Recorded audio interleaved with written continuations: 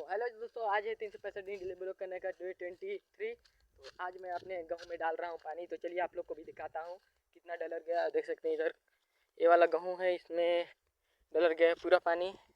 और ये कुछ इस पर का दिखाई दे रहा है, देख सकते हैं। और अभी मैं डाल रहा हूँ उधर वाला में।